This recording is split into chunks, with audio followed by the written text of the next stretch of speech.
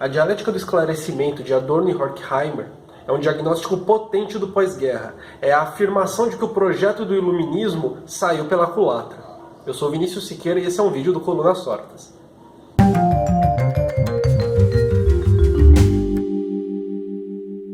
O objetivo da dialética do esclarecimento é fornecer um diagnóstico de como a nossa sociedade chegou onde chegou, como foi esse caminho e de por que ela se transformou no que é, tentando analisar a partir disso os projetos que aconteciam ao longo da história e por que eles culminaram, por exemplo, na Segunda Guerra Mundial. Com certeza dando mais foco no projeto do iluminismo para tentar entender este caminho. Se vivemos em tempos de luzes, um aumento cada vez maior da técnica e da tecnologia, por que ao invés de caminharmos também para um mundo de mais paz e de mais conforto e de mais coerência entre as diferentes formas de ver o mundo, entre as maneiras de se conviver, porque ao invés disso a gente sempre caminha para mais guerra? Qual é o sentido da Segunda Guerra Mundial, por exemplo, o uso da tecnologia que o nazismo fez? Por que a gente não consegue resolver problemas essenciais, como a fome no mundo, como os conflitos entre diferentes etnias, como os conflitos entre países e também como as incontáveis desigualdades que acontecem dentro dos próprios países? Por que então o ser humano não conseguiu sair do seu estado de tutela, tomar conta da sua vida e assim dar a ele próprio um jeito autônomo e emancipado de se viver o mundo? Será que Kant estava errado quando disse que o iluminismo era a única maneira do ser humano conseguir tomar para si a sua maioridade? Adorno e Horkheimer basicamente estão fazendo uma análise logo após a Segunda Guerra Mundial. Eles fugiram da Alemanha para os Estados Unidos, fugiram obviamente do regime nazista. Eles eram professores da escola de Frankfurt, que fica na Alemanha, na cidade de Frankfurt. O que aconteceu ali foi o uso da tecnologia e da técnica para motivos completamente macabros, né? Que foi o projeto nazista. E a grande questão deles é, se o esclarecimento deveria levar a humanidade para o seu estado de maioridade, como que o nazifascismo teve apoio popular? Por que o nazifascismo teve apoio popular em uma sociedade que vive sob o projeto iluminista? É interessante essa pergunta porque o nazifascismo deixou muito claro o seu objetivo de violência e dominação. Não era nem necessário utilizar o aparelho estatal para disfarçar essa violência e essa dominação. Pelo contrário, a violência e a dominação eram claras. Os objetivos de violência e de dominação sobre judeus, sobre estrangeiros, sobre gays, sobre negros, era muito claro. A utilização do aparelho estatal era principalmente para a repressão dessas minorias e também para a doutrinação da população, ensinando técnicas e maneiras de, por exemplo, denunciar as pessoas que estavam indo contra o regime. E o princípio da análise de Adorno e Horkheimer passa por um conceito que o Weber pincelou, que é o desencantamento do mundo. O Weber foi dizer que o mundo racional burocrático passa por um processo de desencantamento. Um processo esse em que os valores tradicionais passam a ser preteridos por ações que visam um objetivo claro, um objetivo final claro. Uma ação, portanto, racional e utilitária. Adorno e Horkheimer, para entender esse desencantamento, passam por sociedades indígenas, eles estudam o que acontece desde elas até as sociedades atuais, para no fim indicar que a separação feita entre cultura e natureza é uma das bases para se entender o nascimento da divisão do trabalho como a gente conhece hoje, a divisão de trabalho intelectual e trabalho bruto, braçal, e também para entender o nascimento do tipo de dominação específico que vai culminar depois no iluminismo. A natureza, ela é instável, ela é caos, ela é impossível de se prever. E o medo desse caos, ele gera uma propulsão no ser humano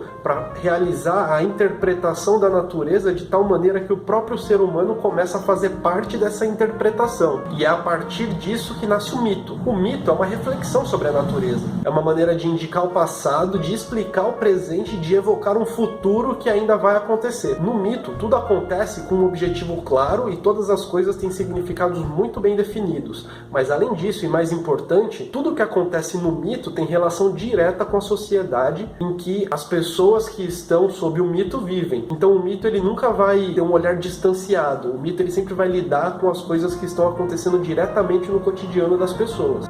O irracionalismo dos mitos foi deixado de lado desde Platão, com a tentativa de enxergar o mundo com um olhar distanciado, sem se colocar dentro dele, né? Ou seja, enxergar o mundo de fora. Então o nascimento da filosofia se dá numa tentativa de se afastar da mitologia para se conhecer o mundo, uma tentativa então que é filosófico e que depois salta talvez para uma tentativa científica de entender o mundo e fugir das explicações mitológicas, uma maneira de se refletir sobre um mundo mais distanciado. O problema disso é que, junto a isso, nasceu uma nova maneira de se conceber a dominação, porque antes a dominação era ligada diretamente ao trabalho, a dominação era ligada diretamente ao trabalho feito sobre a terra, ao trabalho de modificação da natureza que as pessoas faziam ali diretamente, faziam imediatamente, e de repente a dominação se separou desse trabalho e aqueles que não trabalhavam podiam ser dominadores, eles podiam fazer parte do grupo dominante, da classe dominante, basicamente porque eles podiam exercer o poder tendo controle dos meios de produção. Inclusive Adorno e Horkheimer vão dizer que nos mitos já é possível entender esse tipo de divisão do trabalho no início dela, porque quando Ulisses passa pelas sereias, ele faz com que os trabalhadores dos barcos coloquem cera nos ouvidos para não escutarem o canto delas. No entanto, ele próprio está muito afim de escutar o canto das sereias e se amarra dentro do barco para não ir em direção a elas, para não ser, enfim, seduzido pela voz das sereias. Ou seja, ele próprio que está comandando o barco tem esse privilégio de escutar o canto das sereias, toma as precauções necessárias para não ser dominado por ele, mas ele que está nessa posição de dominação, de comando, obriga os seus empregados a continuarem trabalhando a pleno vapor. Eles não podem ser nem um pouco conquistados pela voz das sereias. Eles precisam continuar trabalhando o máximo possível, precisam continuar remando. Por isso colocam cera nos ouvidos. E quando, a partir do pensamento grego, o homem passa não mais se identificar com o mundo,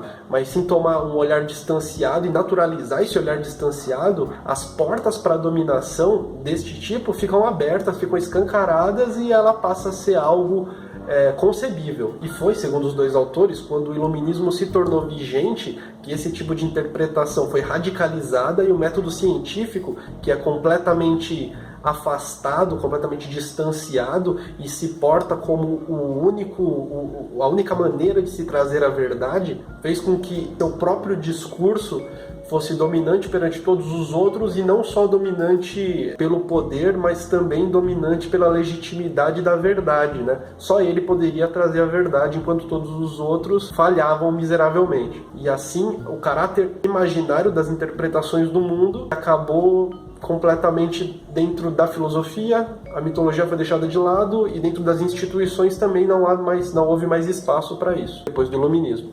E a dominação do homem sobre o homem ficou naturalizada e ficou talvez robotizada porque o homem passou a ser parte da interpretação, passou a ser parte da natureza subjugada, já que a natureza foi subjugada completamente depois do projeto iluminista.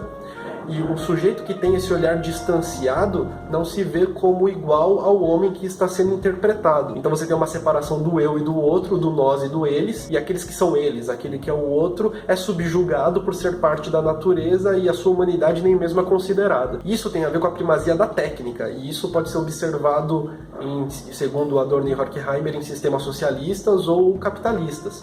Tem muito mais a ver com a modernidade do que com um projeto político. Então a força do esclarecimento, vão dizer os dois autores, está na contradição que a própria tecnologia e a técnica trazem.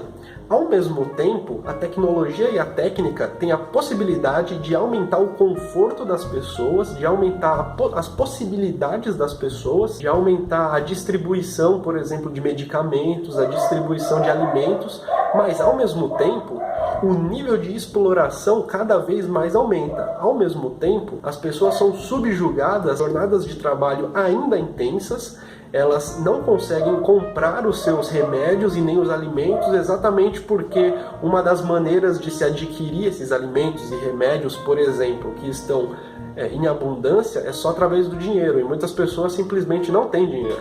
O esclarecimento, vão dizer ambos, ele é totalitário, porque ele entra em todas as esferas da vida. Ele se impõe em todos os momentos da vida cotidiana.